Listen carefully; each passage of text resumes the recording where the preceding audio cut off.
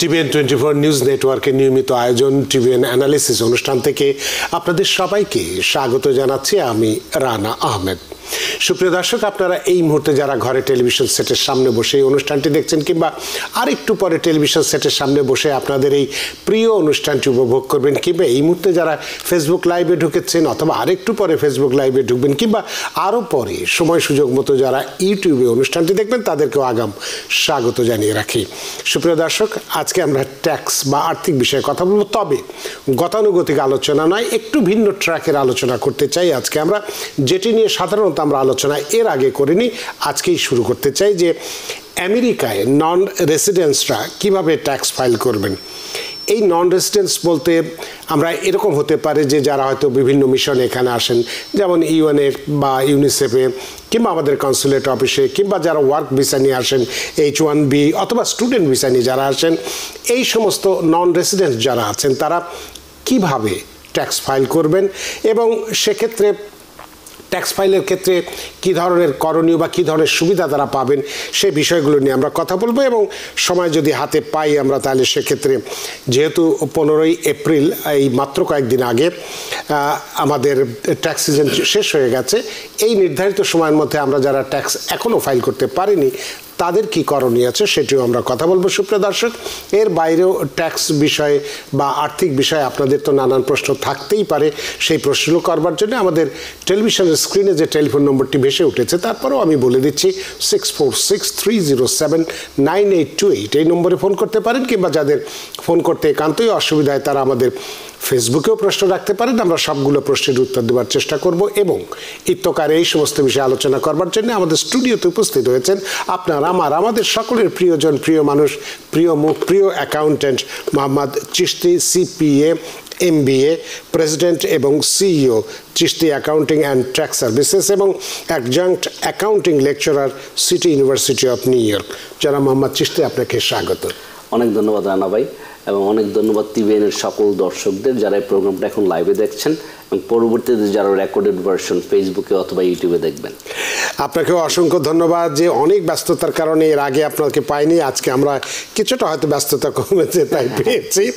আজকে আমরা একটু ভিন্ন ট্র্যাকের কথাই বলছি, যে আলোচনা করতে চাই যে আমেরিকায় অনেক নন রেসিডেন্টসরা আসেন, থাকেন, যেটা আমি উদাহরণ হিসেবে বললাম যে আমাদের UN মিশনে কাজ করতে আসেন, ইউনিসেফে আসেন, বিভিন্ন NGOতে কাজ করেন, কিংবা আমাদের কনসুলেট অফিসে যারা আসেন তাদের স্পাউসরা, বিশেষ করে তাদের স্পাউসরা অনেক সময় তারা ট্যাক্স ফাইল করতে চায়। তারা কি রেসিডেন্ট হিসেবে ট্যাক্স ফাইল করবে না নন রেসিডেন্ট হিসেবে ট্যাক্স ফাইল করবে।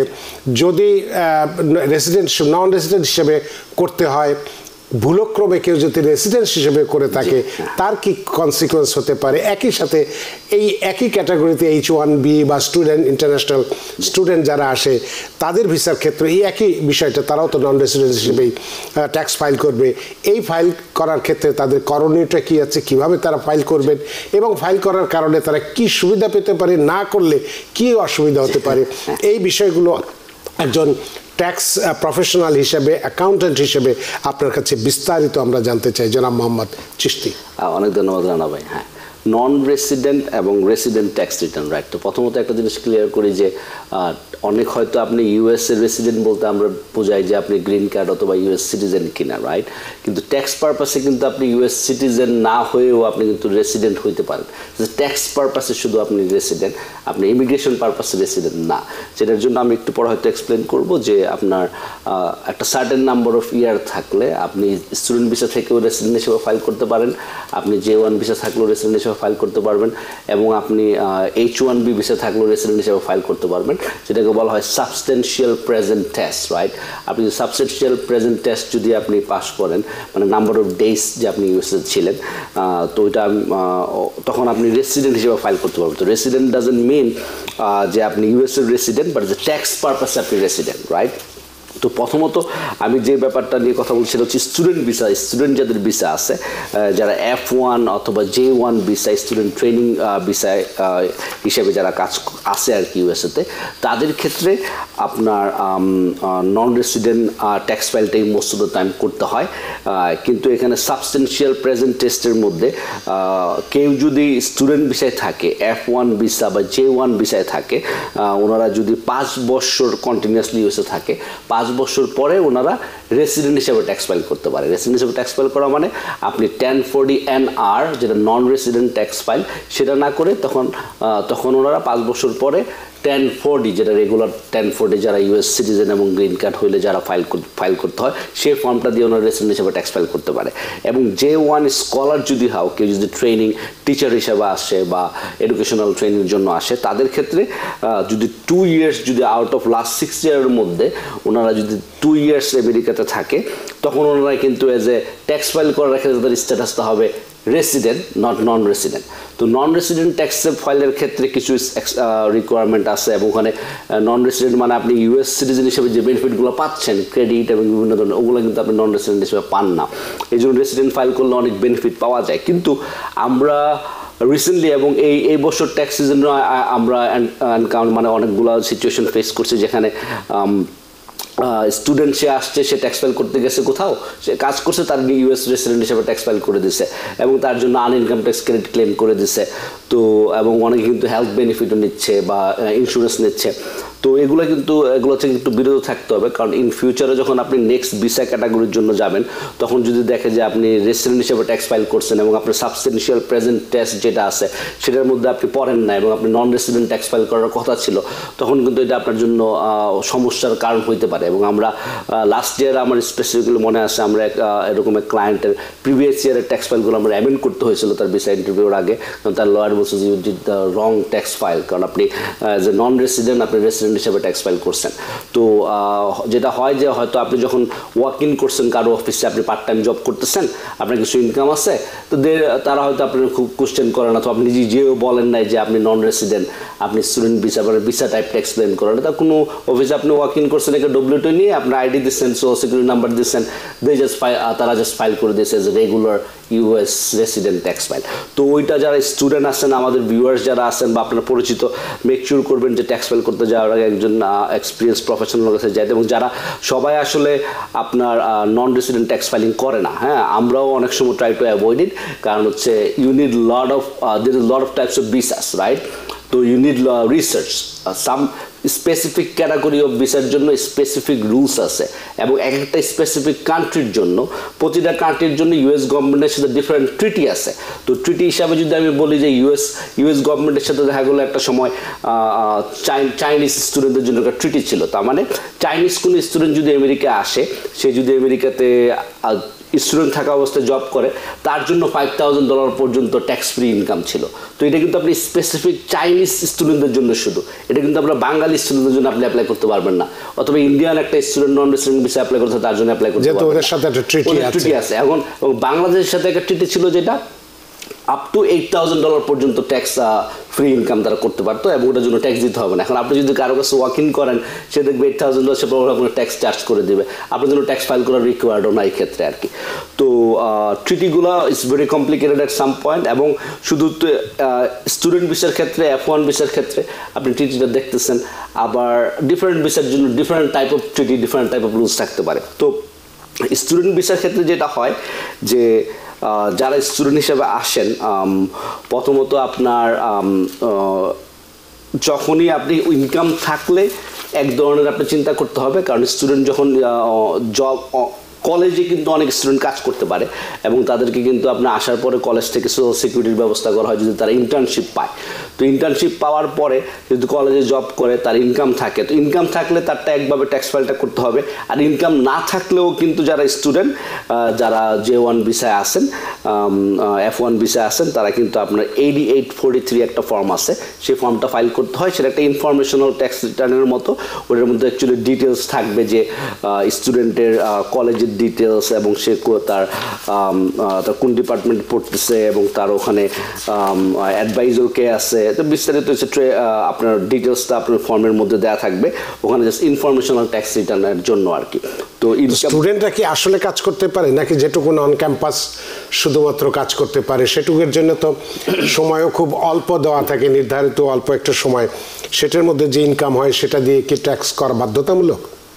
It depends on actually different program. As I said, like non-resident tax filing gets a little bit complicated. ঠিক আছে, that's why আপনার যারা non-resident tax filing handle করে শুধুমাত্র তাদের কাছে যাওয়াটা হচ্ছে বেটার অপশন, কারণ কলেজ ওয়াইজ ডিপেন্ড করবে, কোন স্টেটে সে আসে ওটা অনেক সময় ডিপেন্ড করে, কোন সাবজেক্টে পড়তেছে ওটার উপর ডিপেন্ড করে। এখন আপনি যদি হোটেল ম্যানেজমেন্টের স্টুডেন্ট হন, হোটেল ম্যানেজমেন্টের কারিকুলামের মধ্যে বিল্ড ইন করা থাকে যে আপনাকে 1 সেমিস্টার কাজ করতে হবে বা 2 সেমিস্টার আপনি হোটেলে কাজ করতে হবে আপনি গ্র্যাজুয়েশন ডিগ্রি পাওয়ার আগে।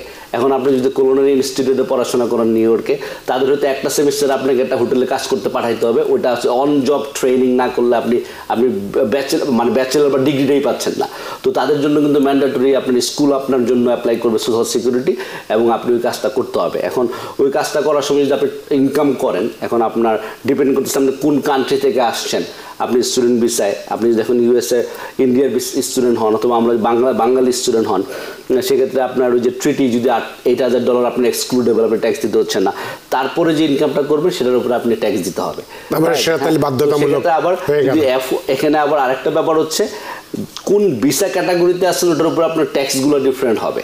তো F1 ভিসা হলে এক ধরনের ট্যাক্স ডিডাকশন রুলস আছে, আপনি J1 ভিসা হলে এক ধরনের ট্যাক্স ডিডাকশন রুলস আছে, H1B হলে আরেক ধরনের ট্যাক্স ডিডাকশন রুলস আছে। It gets little bit complicated, but that's why you need like right professional, এবং you talk to tax file করতে যাওয়ার আগে ডিটেলস ওদের সাথে কথা বলাটা খুব ইম্পর্টেন্ট আর কি। তো নেক্সট যেটা হচ্ছে আপনারা যখন যে কোনো ধরনের ইনকাম, যারা স্টুডেন্ট আছেন আপনাদের ইনকাম হইতে পারে যে আপনি ওয়েজেস থেকে ইনকাম করতেছেন, আপনি স্যালারি পাচ্ছেন, টিপস পাচ্ছেন, ইনভেস্টমেন্ট ইনকাম থাকতে পারে, ইন্টারেস্ট ইনকাম থাকতে পারে।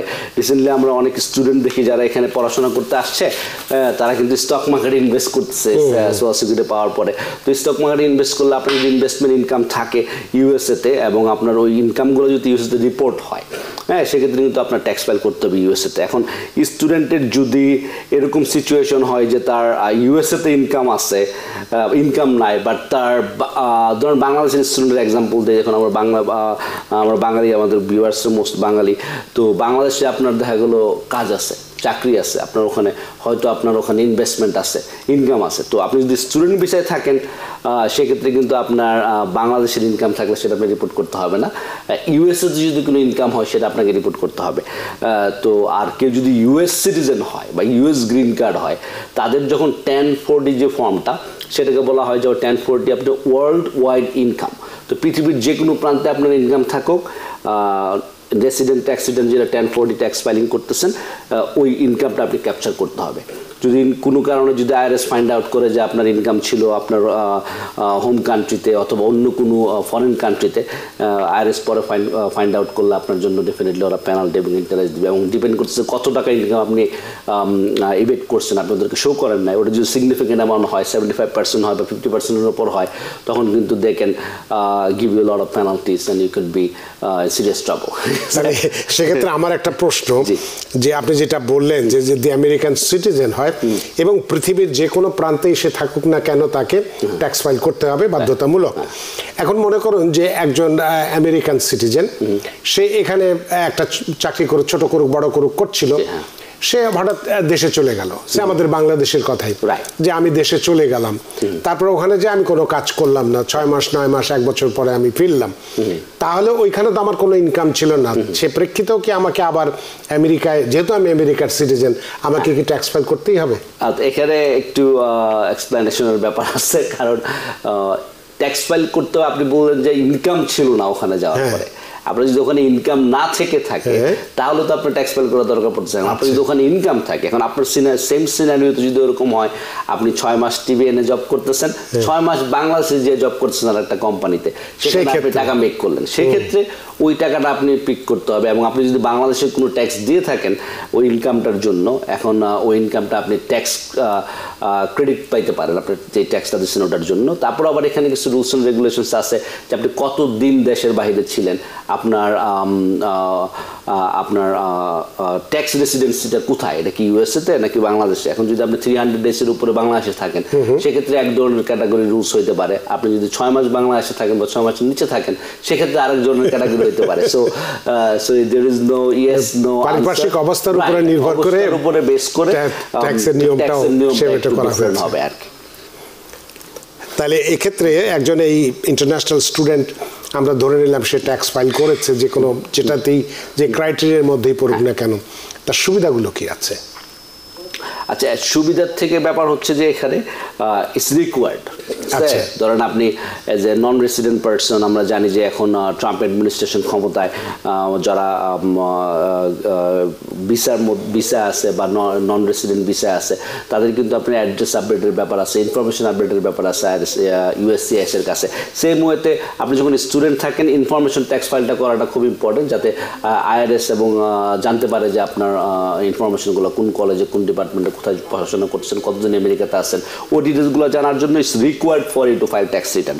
এখন এখানে আপনি করলে সুবিধা, সবসময় সুবিধা পাওয়ার জন্য তো ট্যাক্স ফাইল করতে হয় না, এটা হচ্ছে law, you have to do. There is two things, it's an obligation, ঠিক আছে? অব্লিগেশন যখন হচ্ছে অব্লিগেশনের জন্য আপনি ফাইল করতে হবে। তো ট্যাক্স ফাইল করাটা অনেক সময় অব্লিগেশন। তো কারণ আপনার যদি ওপিটিতে থাকেন, সিপিটিতে থাকে কেউ, সেক্ষেত্রে যখন অন জব ট্রেনিংয়ের জন্য আপনি কাজ করবেন, আপনি ট্যাক্স দিচ্ছেন বা ট্যাক্স ডিডাক্ট করছে, সেক্ষেত্রে আপনাকে ট্যাক্স ফাইল করাটা আপনার জন্য ম্যান্ডেটরি। এবং সে যদি কোনো ইনকাম না থাকে ইনফরমেশন ট্যাক্স ফাইল করাটা তার জন্য ম্যান্ডেটরি। তো এক্ষেত্রে যদি একজন ইন্টারন্যাশনাল স্টুডেন্ট ইনকাম করলো, ট্যাক্স ফাইল করলো, সে কি ট্যাক্স রিফান্ডও পেতে পারে? মানে সেই ক্রাইটেরিয়ার মধ্যে কি সে পড়বে? হ্যাঁ, there is some credit they may get based on the treaty, based on the scenario. এখন most of the time হয় কি, তারা কিন্তু আনইনকাম ট্যাক্স ক্রেডিট পাবে না বা তারা আপনার চাইল্ড ট্যাক্স ক্রেডিট পাবে না, বাট তারা যেটা হবে তার কাছ থেকে যখন আপনি ধরেন এখন আপনার বাংলাদেশি একটা স্টুডেন্ট যদি এখানে কাজ করে, তার যদি ট্রিটি থাকে $8,000 পর্যন্ত ট্যাক্স ফ্রি, এখন সে $16,000 জব মেক করলো, এখন সে যদি কোনো একটা কোম্পানিতে জব করে তারা ওই বাকি যে $8,000 সেটার উপরে তারা তার ট্যাক্স চার্জ করবে, ট্যাক্সটা সে ফেরত পেয়ে যাবে, কারণ তার জন্য ট্যাক্সটা দেওয়া রিকোয়ার্ড ছিল না। আবার অনেক সময় এরকম হতে পারে যে সে একটা জব শুরু করলো, করার পরে এখন আপনার employer most likely they will not know about the treaty.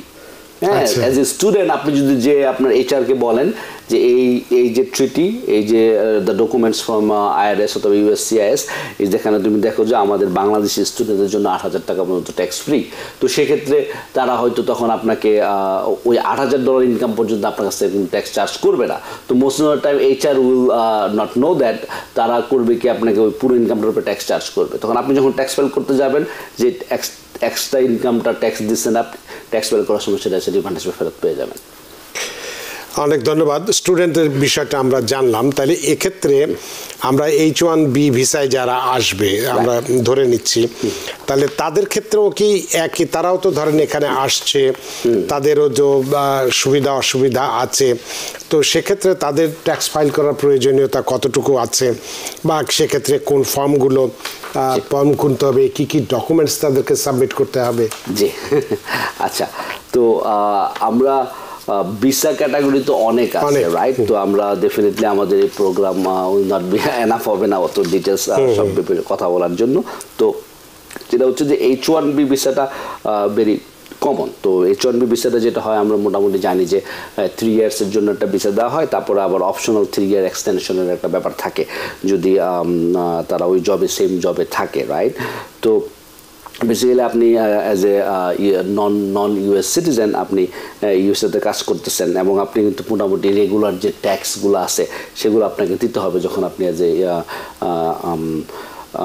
A H1B ভিসায় কাজ করতেছেন। H1B ভিসা থাকলে কিন্তু আপনি 3 ইয়ার্স থাকার পরে তখন আপনি 3 ইয়ার্স যদি থাকেন ইউএসএতে, সেক্ষেত্রে আপনি নিজেকে as a resident tax filer হিসেবে ট্যাক্স ফাইল করতে পারবেন।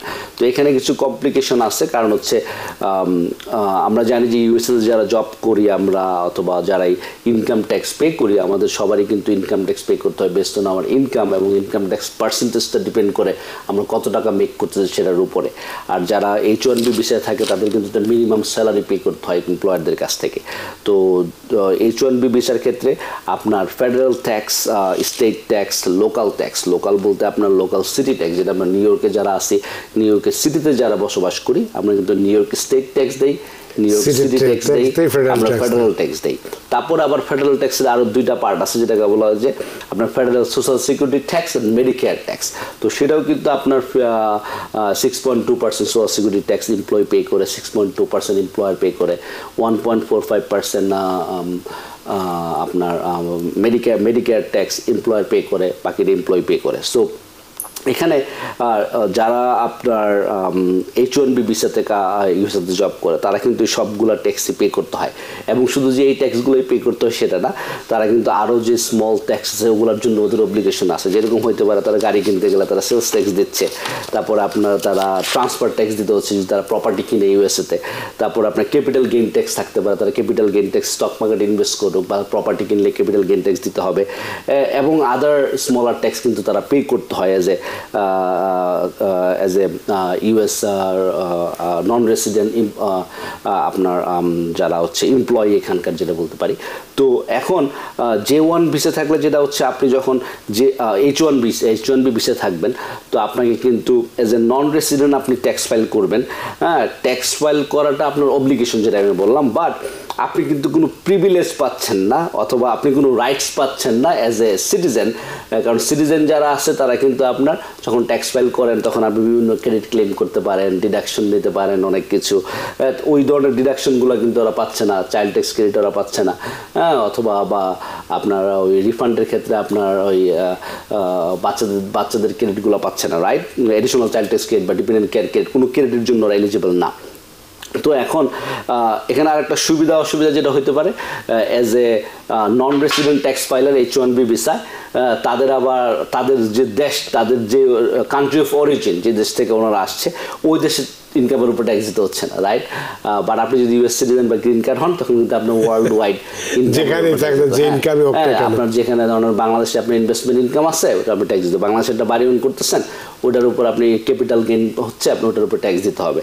তো ওইটা কিন্তু আপনার যারা নন রেসিডেন্ট সিটিজেন তাদেরকে ওটা পে করতে হচ্ছে না। আর ওদের কিন্তু সেম ওয়েতে মার্জিনাল ট্যাক্স রেট যেটা আছে আপনার সেম ওয়েতে ইনকাম বাড়ার সাথে সেম পরিমাণ ইনকাম ট্যাক্স ওরা পে করতে হয়, এবং সেম ওয়েতে আপনার লোকাল ট্যাক্স যেটা স্টেট অ্যান্ড লোকাল ট্যাক্স যেটা এটা 1 to 4-5% হতে পারে, 6-7 নিউ ইয়র্কে হয়তো আপ টু 8 to 10% হতে পারে ম্যাক্সিমাম, যাদের income is really high range. হ্যাঁ, এখানে আরেকটা ব্যাপার হচ্ছে ফেডারেল ট্যাক্স উইথহোল্ডিংয়ের ক্ষেত্রে যেটা হয়, যারা H1B ভিসায় আসেন তাদের কাছ থেকে কিন্তু আপনার সোশ্যাল সিকিউরিটি ট্যাক্স, মেডিকেয়ার ট্যাক্সটা কেটে রাখা হয়, রাইট?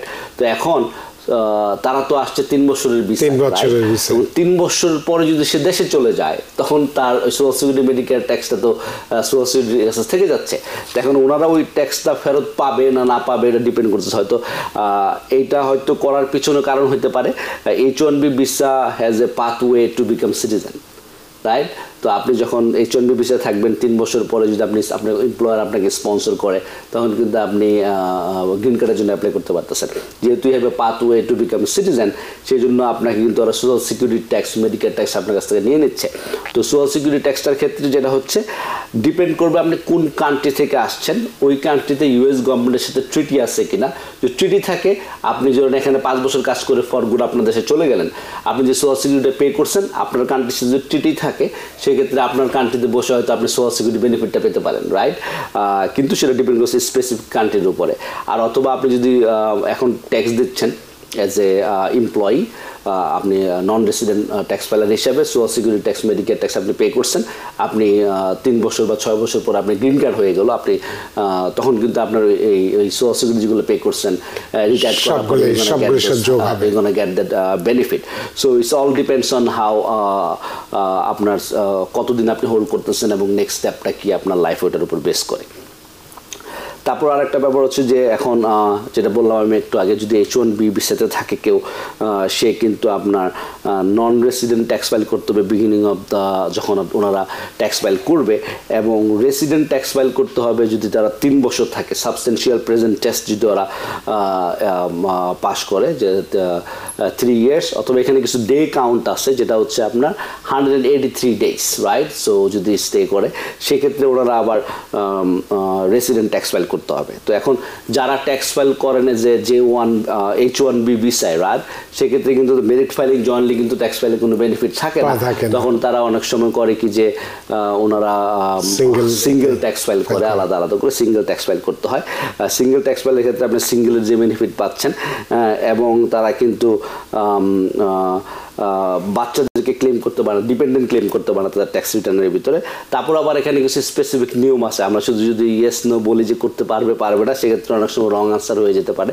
কারণ আপনারা কেউ যদি কিছু সার্টেন কান্ট্রি রেসিডেন্ট হয় বা সিটিজেন হয়, যেরকম কানাডা, মেক্সিকো, সাউথ কোরিয়া, তারা কিন্তু আবার ওই চাইল্ড ট্যাক্স ক্রেডিটের জন্য এলিজিবল হতে পারে, তাদের সাথে স্পেশাল কিছু রুলস অ্যান্ড রেগুলেশনস আছে। সো যেই ভিসা ক্যাটাগরিতে আপনি থাকেন, মেক শিওর করতে হবে আপনি যদি কোথাও জব করেন, হ্যাঁ, তো একদম বড় কোম্পানিগুলোতে হইলে হয়তো HR will know lot of stuff about it, but আপনার যদি কোনো ছোটো কোম্পানিতে জব করেন বা মিড সাইজ কোনো কোম্পানিতে জব করেন, আপনি হয়তো আপনার নিজের রিসার্চটা করতে হবে যে হ্যাঁ, আমি এই ট্যাক্স ক্রেডিটগুলোর জন্য এলিজেবল, এই ট্রিটি আমার কান্ট্রির সাথে US গভর্নমেন্টের আছে, এবং আপনি যদি ওগুলো আপনার HR এর কাছে নিয়ে যান, তো they will do research, they will make sure যে আপনার প্রপারলি আপনার কাছে ট্যাক্সটা ওরা উইথহোল্ড করবে বা ডিডাক্ট করবে। তখন এরকম হইতে পারে আপনি O1 ভিসা, আরও বিভিন্ন টাইপের ভিসা আছে, রাইট?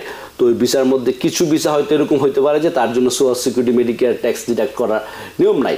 এখন আপনি যদি J1 ভিসায় থাকেন, J1 ভিসায় আপনি ওপিটিতে কাজ করেন বা J1 ভিসায় কাজ করেন, সেক্ষেত্রে হয়তো আপনার সোশ্যাল সিকিউরিটি, মেডিকেয়ার ট্যাক্স আপনি ওয়েবার পেতে পারেন।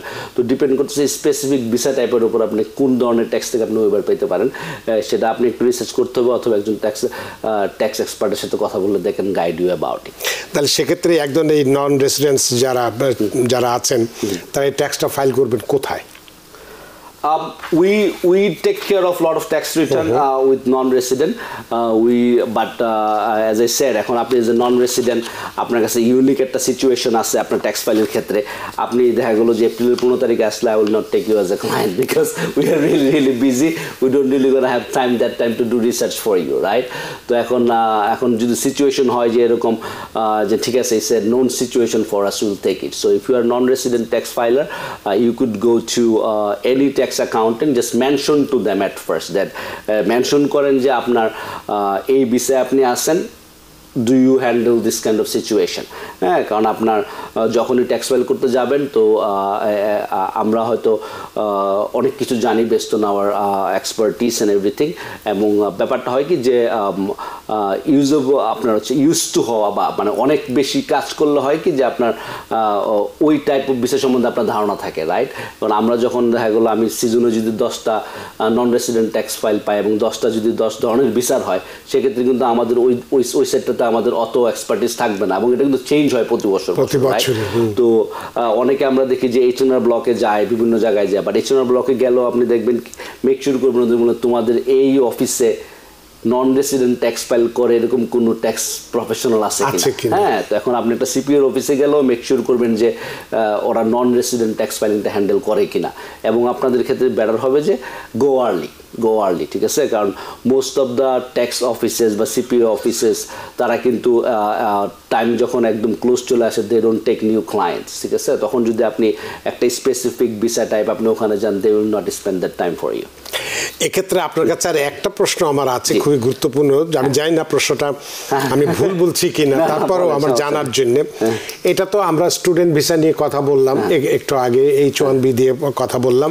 জি, এখন মনে করুন যে আমার নিয়োগকর্তা সে, আমরা বাংলাদেশ দিয়ে যদি কথা বলি, বাংলাদেশের সরকার আমাকে এখানে UN পাঠিয়েছে বা ইউনিসেফে পাঠিয়েছে বা কোনো NGO-তে পাঠিয়েছে, অথবা আমাদের কনসুলার অফিসে পাঠিয়েছে, কনসুলেট অফিসে আমাদেরকে পাঠিয়েছে, এখানে আমি চাকরি করছি। আমার স্পাউসের, তার যদি আমি ট্যাক্স ফাইল করতে যাই, যদি তার ওয়ার্ক পারমিট থাকে, তাহলে আমাকে কি রেসিডেন্ট হিসেবে না নন রেসিডেন্ট হিসেবে ট্যাক্স ফাইল করতে হবে? যদি রেসিডেন্স হিসেবে ফাইল করতে হয় এবং সেটাই যদি করা হয়, তাহলে তো কোনো সমস্যা নেই। কিন্তু আমাকে নন রেসিডেন্ট হিসেবে করতে হবে, কিন্তু আমি ভুলক্রমে আমি রেসিডেন্ট হিসেবে ফাইল করেছি, তার কনসিকুয়েন্স কী হবে? এই প্রশ্নটি আপনার কাছে থাকবে, উত্তরটা নেব একটু বিরতির পরে এসে আপনার কাছে এই প্রশ্নের উত্তর চাইব। সুপ্রিয় দর্শক, খুব চমৎকার আজকে একটি বিষয় নিয়ে আমরা আলোচনা করছি, নিশ্চয়ই আপনারা আমাদের সাথে আছেন। আমরা বিরতির পরে এটা নিয়ে আরও কথা বলবো, নিচ্ছি একটি ছোট্ট বিরতি, সে পর্যন্ত আমাদের সাথেই থাকুন। সুপ্রিয় দর্শক, বিরতির পর ফিরে এলাম আপনাদের প্রিয় অনুষ্ঠান টিভিএন অ্যানালিসিসে। আজকের অতিথি Mohammad Chishti, CPA, MBA, president এবং CEO Chishti accounting and tax services এবং adjunct accounting lecturer, city university of New York, এবং আপনাদের সাথে রয়েছে আমি রানা আহমেদ।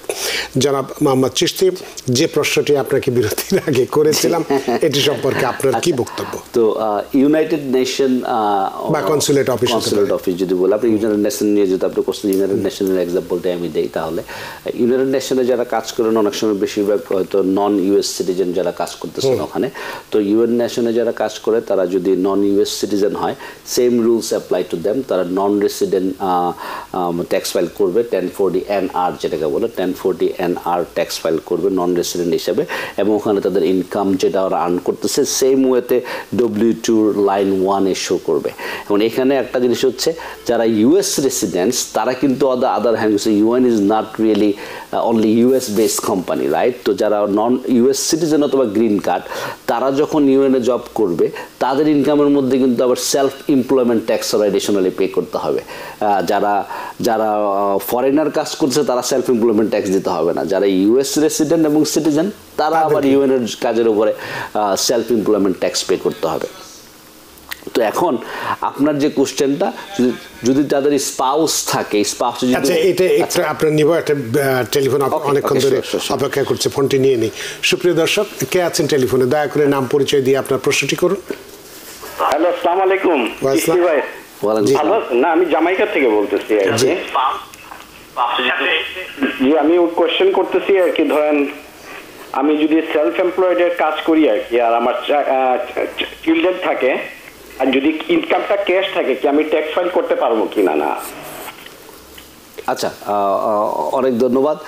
সেলফ এমপ্লয়েড কাজ করলে যদি ক্যাশ ইনকাম থাকে, হ্যাঁ আপনি ডেফিনেটলি ট্যাক্স ফাইল করতে পারবেন, এতে কোনো সমস্যা নাই। ক্যাশ কাজ করা ইলিগাল না, কিন্তু আপনি মেকশিওর করতে হবে আপনার খুব ভালো রেকর্ড আছে। কারণ আপনি ট্যাক্স প্রিপেয়ারের কাছে যে যদি বলেন হ্যাঁ আমার 40,000 টাকা ইনকাম, তো কিভাবে সে ভেরিফাই করবে, অথবা আপনি কিভাবে প্রুভ করবেন যে যদি স্টেট আপনার কাছে চেয়ে পাঠায় আপনার ইনকাম অত হয়েছে? আপনার কাছে যদি রেকর্ড থাকে, আপনার কাছে যদি ক্লিয়ার লগ থাকে, অথবা আপনার কাছে যদি ক্যান্সেল চেক থাকে, ব্যাংক স্টেটমেন্ট থাকে যেখানে আপনি টাকাটা জমা দিচ্ছেন, হ্যাঁ সেক্ষেত্রে আপনি ট্যাক্স ফাইল করতে পারবেন সেম ওয়েতে। অ্যাজ এ স্কেজুয়াল সিতে আপনি রিপোর্ট করবেন, ওখানে আপনার কিছু খরচ থাকলে খরচ দেখাইতে পারবেন, নেট ইনকামের উপর আপনি ট্যাক্স দিবেন, এবং ওই নেট ইনকাম যেটা আছে ওটার উপর বেস করে যদি আপনি চাইল্ড ট্যাক্স ক্রেডিটের জন্য এলিজিবল হন, আপনি আনইনকাম ট্যাক্স ক্রেডিটের জন্য এলিজিবল, ওগুলো সবই আপনি ক্লেম করতে পারবেন। তো সেলফ এমপ্লয়েড করতে পারবেন ক্যাশ ইনকাম থাকলেও। বাট রিসেন্টলি আমরা দেখতেছি ইভেন আপনার যদি একটা 1099 থাকে, ক্যাশ ইনকামও থাকে, নিউ ইয়র্ক স্টেট বা IRS থেকে বেশি নিউ ইয়র্ক স্টেট, আমরা নিউ ইয়র্ক স্টেটের এক্সাম্পল দিই, তারা কিন্তু চিঠি পাঠায় আপনাকে যে হ্যাঁ তোমার যে সেলফ এমপ্লয়েড ইনকাম ছিল, তুমি যে চেক পাইছো একটা প্রুফ দাও, ব্যাংক স্টেটমেন্টের প্রুফ দাও, অথবা তুমি কিভাবে টাকাটা আর্ন করছো সেটার প্রুফ দাও। তো আপনার যদি কোথাও কাজ করেন আপনাকে চেকে দেয় অথবা আপনাকে ক্যাশে দেয়, হয়তো ক্যাশটা আপনি জমা করতেছেন, জমাটা যদি প্রুফ করতে পারেন, অথবা আপনার যদি থাকে হ্যাঁ আপনি একটা ক্যালেন্ডার মেনটেন করতেছেন, জানুয়ারির 13 তারিখে এখানে আমি এত টাকা কাজ করছি, আপনার কাছে দেখা আছে, এরপরে এত তারিখে এত টাকা কাজ করছেন, এবং ওই টাকাটা আপনি যখন পাইছেন ব্যাংকে জমা দিচ্ছেন, প্রুফ আছে আপনার কাছে। আপনি জাস্ট মেক শিওর করবেন আপনার কাছে যদি স্টেট অথবা IRS কখনো চেয়ে পাঠায় যে তুমি ক্যাশ ইনকাম যে করছো ওটা যে জমা দিছো, কোনো ধরনের একটা প্রুফ দাও, ওটা যদি আপনার কাছে অ্যাভেলেবল থাকে আপনার কোনো প্রবলেম নাই ক্যাশ ইনকাম দিয়ে ট্যাক্স ফাইল করতে। অনেক ধন্যবাদ প্রিয় দর্শক, আশা করি আপনার প্রশ্ন উত্তর পেয়েছেন। সুপ্রিয় দর্শক, কে আছেন টেলিফোনে? দয়া করে নাম পরিচয় বলে আপনার প্রশ্নটি করুন। জি, সালাম, আমি কুইন্স থেকে বলতেছি। জি, আমার প্রশ্ন হচ্ছে, আমি ফেব্রুয়ারি 5 তারিখে ট্যাক্স ফাইল করছিলাম, বাট স্টেটের টাকাটা চলে আসছে, ফেডারেলের টাকাটা এখনো আসে নাই, প্রায় অলমোস্ট 3 মান্থ হয়ে গেছে। প্লাস আমার হোম কেয়ার আছে, এটার সাথে আবার 1 ইয়ার্স একটা বাচ্চা আছে। আচ্ছা, জি, এখন কি করণীয় আপনার? আপনি কি irs.gov এ লগইন করে দেখছেন ওখানে স্ট্যাটাস কি দেখায়? জি, আই এম সরি, আমার একটা লেটার আসছে IRS থেকে, ওরা 50 ডেজ টাইম নিচ্ছে আমার কাছ থেকে। আচ্ছা আচ্ছা আচ্ছা সো আপনার যদি ওরকম হয়ে থাকে আপনার টেনশনের কোনো কারণ নাই আইআরএস একটু এডিশনাল রিভিউর জন্য অনেক সময় কিছু ট্যাক্স রিটার্ন পিক করে এবং ওরা একটা এডিশনাল রিভিউ করে আপনারটা রিলিজ করে দিবে এটা হইতে পারে 2 মাসও লাগতে পারে অথবা 1 মাস যখনই ওরা ওদের প্রসেসিংটা শেষ করবে তখন আপনাকে রিফান্ডটা পাঠিয়ে দিবে তো এরকম হইতে পারে যে আপনার ইনকাম আবার অনেক সময় যে হোল্ডিংটার পিছনে অনেকগুলো কারণ থাকতে পারে স্পেসিফিক্যালি বলা খুব ডিফিকাল্ট অনেক সময় হয় যে ঠিক আছে আপনি একটা W2 মিস করছেন অথবা আপনি W2 তে একটা ইনকাম দেখাচ্ছেন আপনি আরেকটা ইনকাম রিপোর্ট করছেন অথবা হয়তো বা র্যান্ডমলি জাস্ট টু ভেরিফাই ঠিক আছে তো যে কারণে ওরা হোল্ড করছে যদি আপনাকে 60 ডেজের চিঠি দিয়ে থাকে তার মানে আপনি দেয়ার প্রসেসিং আপনি জাস্ট ওয়েট করতে হবে তাদের প্রসেসিংটা কমপ্লিট হওয়ার জন্য মানে কমপ্লিট হয়ে গেলে আশা করা যায় যে কোনো সমস্যা না থাকলে আপনার টাকাটা পেয়ে যাবেন অনেক ধন্যবাদ সুপ্রিয় দর্শক আপনার প্রশ্নের জন্য ফেসবুকে তুষার মাঝার আপনি কি প্রশ্ন করেছেন আমরা ঠিক জানি যা শুধু লিখেছেন F1 ভিসা হোল্ডার প্রশ্নবোধক এটার আসলে আমরা কোনো উত্তর দিতে পারছি না জনাব মোহাম্মদ চিশতি যেটা নিয়ে কথা বলতে চেয়েছিলেন যে সে আমাদের কনসুলেট অফিসের বা ইউএনের যদি স্পাউসরা এই ক্ষেত্রে তারা কি করবে যদি হ্যাঁ এখন যেটা আমি বললাম যে নন রেসিডেন্ট যদি আপনার স্ট্যাটাস হয় যে জব করতেছে এখন তার ওয়াইফ হয়তো আলাদা সিঙ্গেল ফাইল করবে অথবা তার সাথে ফাইল করবে ডিপেন্ডিং অন দ্য সিচুয়েশন তো এখন ওনার ওয়াইফের যদি ওরকম সিচুয়েশন হয় যে তার ওয়ার্ক পারমিট আছে থ্রু সাম আদার প্লেস অথবা থ্রু হিম তার যদি ওয়ার্ক পারমিট থাকে সে তো টেকনিক্যালি রেসিডেন্ট হিসেবে ফাইল করতে পারে এবং সে হয়তো রেসিডেন্ট হিসেবে ফাইল করতে পারবে এখন হাজবেন্ড যদি ইউএনএ জব করে তার যদি টোটাল নন রেসিডেন্ট স্ট্যাটাস থাকে দুইজন হয়তো আলাদা ফাইল করতে হবে যে সিঙ্গেল রেসিডেন্ট একজন নন রেসিডেন্ট একজন রাইট তো এখন এটা হচ্ছে স্পেসিফিক সিচুয়েশনের উপর বেস করে দ্য আনসার উইল বি যেরকম আমরা দেখি যে আমাদের অনেক বাঙালি কমিউনিটিতে যারা আছে যারা অ্যাসাইলাম অ্যাপ্লাই করছে অথবা যারা এখানে আসছে অন্য কোনো ভিসা হইতে পারে যে আপনার ইনভেস্টমেন্ট বেস যে ভিসাগুলো আছে যেটা হচ্ছে আপনার পাথ টু গ্রিন কার্ড যেটা হচ্ছে EB2 থেকে হইতে পারে EB3 হইতে পারে EB5 হইতে পারে L1 হইতে পারে যেগুলো তো ওই ভিসাগুলোতে যদি কেউ এসে যদি ওয়ার্ক পারমিট পায় রাইট তারা কিন্তু as a resident tax file করতে হবে তারা ইউএস রেসিডেন্ট রাইট তো তারা ইউএস রেসিডেন্ট এবং ইউএস রেসিডেন্টের মতো তারা আপনার সব ধরনের ট্যাক্স সেক্ষেত্রে তার নিয়োগকর্তা কে হবে কার এই যে যারা আসলো যারা নন রেসিডেন্ট হিসেবে এখানে আসলো না তাদের তো ডেফিনেটলি নিয়োগকর্তা আছে আর তারা তো আর পায় না হ্যাঁ এখন ধরুন এখন ওয়ার্ক পারমিট দেওয়া হইলে এখন ধরুন সাপোজ এক্সাম্পল কেউ এখানে অ্যাসাইলাম অ্যাপ্লাই করছে রাইট তো অ্যাসাইলাম অ্যাপ্লাই করার পরে সে ওয়ার্ক অথরাইজেশন পাইছে এবং তার W2-র মধ্যে হয়তো বলা থাকে যে তার ওয়ার্ক অথরাইজেশন আছে এবং যারা কেউ যদি ভিসায় থাকে যে কেউ যদি আপনার J1 ভিসায় থাকে বা H1B ভিসায় থাকে রাইট তো ওখানে কিন্তু W2-র মধ্যে তাদের সোশ্যাল সিকিউরিটির মধ্যে বলা থাকে they are allowed to work department of homeland সিকিউরিটির অথরাইজেশন থাকলে রাইট তো ওটা কিন্তু বলা থাকবে এবং কেউ যদি H1 কেউ যদি আপনার অ্যাসাইলাম করে ওয়ার্ক পারমিট পায় তাদের তো নিয়োগকর্তা তো নির্ধারিত থাকে না সে যে কোনো জায়গায় কাজ করতে পারে ঠিক আছে তার জন্য কিন্তু তারা কিন্তু যখন আপনার অ্যাসাইলাম থেকে যারা ওয়ার্ক পারমিট পাচ্ছে তাদের কিন্তু রেস্ট্রিকশন নাই যে আপনি একটা কোম্পানির সাথে কাজ করতে হবে এবং কেউ যদি আমেরিকাতে J1 ভিসায় আসে ধরুন আমার কোম্পানি থেকে আমি যদি কাউকে J1 স্পন্সর করি টেকনিক্যালি সে আমার কোম্পানিতে কাজ করতে হবে অন্য কোথাও কাজ করে তার জন্য ইলিগাল সেক্ষেত্রে তার কিন্তু যে তার ইয়ের ভিতরে তার ওই যে সোশ্যাল সিকিউরিটির উপরে বড় করে লেখা থাকবে যে allowed to work only with department of homeland securities authorisation right তো সেক্ষেত্রে তার নিয়োগকর্তা যদি অন্য যে কেউ হতে পারবে না কিন্তু তাহলে এক্ষেত্রে যেটা প্রশ্নটা হচ্ছিল যে যিনি আসছেন ইউএনএ বা কনসুলেট অফিসে চাকরি করছেন তার স্পাউস সে হাজবেন্ড হতে পারে ওয়াইফ হতে পারে স্পাউস তার স্পাউসের ফাইল করার ক্ষেত্রে যদি ট্যাক্স ফাইল করতে থাকে তো স্পাউসের ট্যাক্স ফাইল করা জরুরি কিনা যদি করতে হয় সে কি রেসিডেন্ট বা নন রেসিডেন্ট এখন ইনকাম না থাকলে তার যদি ওয়ার্ক পারমিট থাকে you not required to file কারণ আপনার ওয়ার্ক পারমিট আছে আপনি কোনো ইনকাম করেন নাই হ্যাঁ অথবা আপনি ইউএস সিটিজেন আপনার কোনো ইনকাম নাই যেটা আমরা অনেক সময় মিসআন্ডারস্ট্যান্ড করি যে আপনার অনেকে আসে আমার জিরো ইনকাম আমার ট্যাক্স ফাইল করে দেন ঠিক আছে তো আমরা বলে জিরো ইনকাম দিয়ে আপনার ট্যাক্স ফাইল কেন করতে হবে হ্যাঁ তো ইনকাম যখন আপনার ট্যাক্সেবল ইনকাম থাকবে আপনার হ্যাঁ ট্যাক্সেবল ইনকামটা হচ্ছে স্ট্যান্ডার্ড ডিডাকশনের পর্যন্ত যদি W2-তে ইনকাম হয় তো স্ট্যান্ডার্ড ডিডাকশন যদি আপনার 15 বছর হয় আগামী বছর 15,000 পর্যন্ত 15,000 নিচে ইনকাম হলে আপনার ট্যাক্স ফাইল করার দরকার নাই তাহলে শেষ প্রশ্নটা করে আমরা অনুষ্ঠান শেষ করব সেটা হচ্ছে যে তাহলে সেক্ষেত্রে যদি কেউ নন রেসিডেন্ট হিসেবে যদি ফাইল করার কথা যদি রেসিডেন্ট হিসেবে করে তাহলে তার কি এটা কারেকশন করার সুযোগ আছে বা এর পরিণতি কি হতে পারে? অ্যামেন্ডমেন্ট করার সুযোগ আছে, অফকোর্স অ্যামেন্ডমেন্ট করার সুযোগ আছে। এখন যদি কোনো কারণে আপনি যেটা হয় যে আপনার একটা ভুল হইলে আপনি কারেক্ট করার অপশন আছে। এখন যদি ওরকম যদি ভিসা ক্যাটাগরির জন্য হইতে পারে, এখন ভিসা ক্যাটাগরিতে আপনি যদি রং ট্যাক্স ফাইল করেন এর জন্য হয়তো আপনি সমস্যা পড়তে পারেন। এখন এরকম হইতে পারে, যেটা আমি এক্সাম্পল দিলাম আর্লিয়ার, স্টুডেন্ট ভিসার ক্ষেত্রে আমরা অনেককে দেখি যে অনেকেই যে আপনার কিছু হয়তো পার্ট টাইম জব করতেছে, সে যে রেগুলার ইউএস মানে 1040 ট্যাক্স ফাইল করতেছে এজ এ রেসিডেন্ট, এবং সে হয়তো কোনো বেনিফিট নিচ্ছে গভর্নমেন্ট থেকে, কোনো বেনিফিট যদি সে নিয়ে থাকে দ্যাটস এ প্রবলেম, ঠিক আছে? এবং ওটা যদি প্রবলেম দেয় আপনাকে নেক্সট টাইম যখন অন্য কোনো ভিসা ক্যাটাগরিতে যাবেন অথবা ইমিগ্রেশন স্ট্যাটাস চেঞ্জে যাবেন, if they find out it could be problem. এখন আপনারা যদি ফাইন্ড আউট করেন না আমি হয়তো ভুল করছি, then you have time to go and amend it. তো ফাইলে একটা অ্যামেন্ডেড ট্যাক্স ফাইল করে আপনি কারেক্ট করে ফেলতে পারেন। কারেক্ট। অনেক ধন্যবাদ জনাব মোহাম্মদ চিশতি। আসলে আমরা সময় নেই, সময়ের দড়িতে বাঁধার সময় সীমানা টপকানো কঠিন, তাই অনুষ্ঠান শেষ করতে হচ্ছে। জনাব মোহাম্মদ চিশতি, আপনারও অনেক ব্যস্ততা, যদিও আমরা 15 এপ্রিল শেষ হয়ে গেছে, কিন্তু তারপরেও ব্যস্ততার শেষ নেই। এখন অ্যামেন্ডমেন্ট চলছে বা যারা ট্যাক্স ফাইল করতে পারেন, এক্সটেনশন ইত্যাদি ইত্যাদি নানান কিছু আছে, কোম্পানি আছে, আছে কর্পোরেশন আছে, ইত্যাদি নানান কিছু নিয়ে ব্যস্ত থাকতে হচ্ছে। সেই ব্যস্ততা উপেক্ষা করে আমাদের স্টুডিওতে উপস্থিত হয়েছেন এবং চমৎকার একটি আজকে বিষয় নিয়ে এবং খুব ভালো আলোচনা করেছেন। সত্যি আমরা ঋদ্ধ, আমরা প্রাণিত। অনেক ধন্যবাদ রানা ভাই, এবং দর্শকরা যারা প্রোগ্রামটা দেখলেন সবাই ভালো থাকবেন, সুস্থ থাকবেন। আর কারো যদি স্পেসিফিক সিচুয়েশন থাকে, যেটা আমি একটু আগে বললাম, talk to the right person and then make the right decision, যাতে পরবর্তীতে কোনো ঝামেলায় না পড়তে হয়। ধন্যবাদ।